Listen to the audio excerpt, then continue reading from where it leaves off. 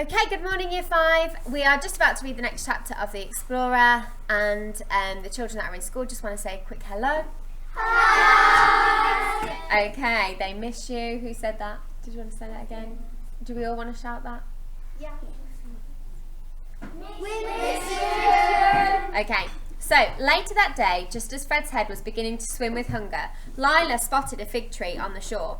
Fred climbed up and shook the fruit down on the raft. They tied the sleeves and neck of his cricket jumper and made it into a sack. Max counted as he put them in. 120, he said, triumphant. Behind him, Lila mouthed, 53. I always hated figs at school, said Con. I thought they tasted like eating someone else's snot, but actually, they're the best things in the world. Max fished a handful of figs out of the sack and pushed them into his pocket. These ones are mine. I don't like sharing, he said haughtily. Lila fed one of the figs to Backer, who ate it hungrily, and half an hour later pooed lavishly all over her lap. We're not going to do any sound effects for that. She laughed and washed her skirt at the edge of the raft. Sloths only go to the bathroom about once a week, she said, so at least it's done for a few days. Backer looked thin and even more wide-eyed than usual. They poo half their body weight each time, she said. That sounds stressful, said Con. The surface of the raft was constantly being washed with river water, so Lila draped the clean skirt over her shoulders to dry, travelling down the river like a floating scarecrow. Fred's shoes and shorts were sodden wet, but his shirt remained bone dry. The sun was hotter than 2 days put together. Con's cheeks and forehead grew bright pink with sunburn, and Lila made her a cold compress out of weeds and plaited leaves, which leaked green water down over her eyebrows but eased some of the burning. That night, as they lay in a bed of fallen leaves, Backer moved across Lila's shoulder, sniffed at her neck, and then climbed up Fred's calf. Sloths were nocturnal, and Backer seemed unusually sprightly by sloth standards. He fastened his arms and legs around Fred's knee and began to chew at his shorts. Fred lay still, trying not to move his leg as he looked up at the stars. They broke out in spirals and galloping animals. They broke out in spirals and galloping animals and clustered like hordes of white butterflies raging across the night. Lila was watching too. Fred, she whispered, are you awake? Yes, he whispered back. The moon is so close. She sounded half asleep. You could wear it as a hat. Fred nodded in the darkness, but didn't speak. At home, she whispered, you only ever get small squares of sky, however much you can fit between buildings and church spires. Yeah, whispered Fred. I've never seen anything like this. Lila's voice grew even quieter.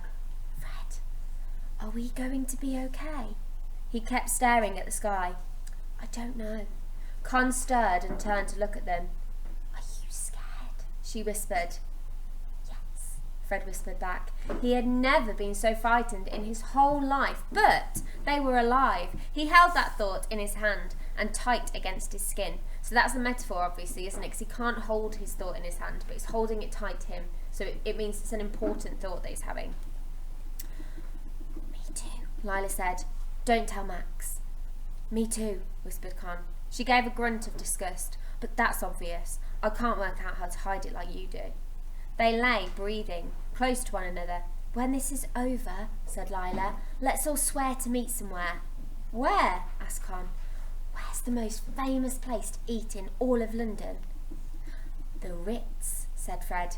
Then we'll meet there, said Lila, and we'll have every kind of cake, and this will be like a dream. And hot chocolate, murmured Max. He sounded 3/4 asleep. Max, said Lila, twisting to touch his forehead. Go back to sleep. Fred stole a look at the other three. Con had closed her eyes. Her brow was furrowed, but her lips had half a smile at the tips. On the 4th day, the river began to change. The trees arched densely overhead, and the water was choked with weeds. It no longer smelled fresh. Fish flitted through the weeds. Are they piranhas? Said Con. Piranha. Lila peered down over the edge of the raft and nodded, her jaw set. She stroked Backer, hanging around her neck, and buried her chin in his fur. Her breath, as she exhaled, was shaky. It was mid-morning, but it grew dark as the branches thickened above them. "Is it just me, or does the river suddenly feel less on our side?" asked Con. "Not just you," said Fred shortly. His upper lip and forehead were dripping sweat. The sweat wasn't only from the work of poling, but he had Con's bark map in his pocket, and the thought of it warmed his chest, beating against the cold doubt in his stomach, so they're starting to feel that something isn't quite right where they are. The current was in their favour, but travelling through the weeds was arm-aching, back-stretching, skin-shredding work. "Watch out!" called Lila.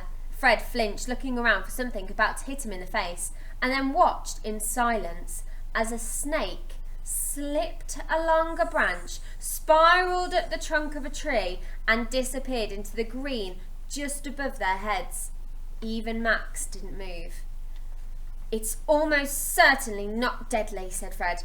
He winced. He'd intended it to sound reassuring, but instead his voice landed somewhere between desperately lying and stern aunt on a deathbed. He concentrated on doubling his speed until they were past the weeds, and they sped down the dark green passageway of overhanging trees. "We're close," said Fred. "On the map this river goes on until it meets a lake. I think it would be 3 or 4 hours, but it's hard to tell. And then there's a black square, and then there's a short line, and then there might be a path or a river, but that just could be a squiggle. And then the X." Con reached into the water for a flattish stick as it floated by and began to paddle. "The sooner we get there, the sooner we'll know the worst." The raft followed the river, Fred's pole splashing in his impatience to see what was just around the corner. He guided the raft around a floating fallen tree, traversed another 5 minutes of dark water, and found, without warning, that they had come to the mouth of a small lake. The lake was an exquisite blue, shining under a cloudless sky, but Fred did not notice. All four sat crouched on the raft, looking up, their jaws open and their eyes wide. There was a long silence. Then Lila spoke. "Did I ever mention that I'm terrified of heights?"